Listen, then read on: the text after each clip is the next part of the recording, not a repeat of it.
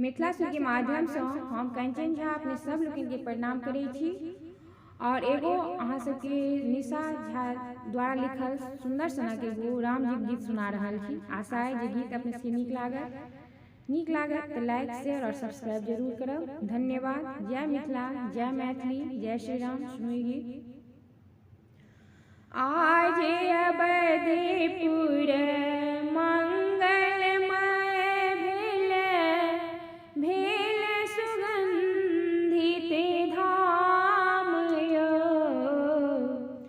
अपना घर श्री राम जी ला सजल अवधपुर धाम यो।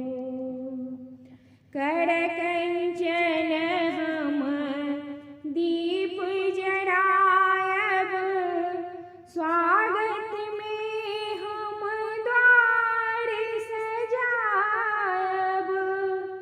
देख मुदित मन भेल आनंदित, देख मुदित मन भेल आनंदित।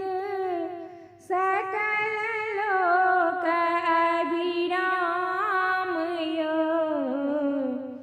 स्वागत कर बनी राम सिया की, राम अला निज धाम यो। स्वागत कर बनी राम सिया की, राम अला निज धाम यो। उत्सव भेल आई सगर अयोध्या, सगरो चराचर रामक चर्चा। घर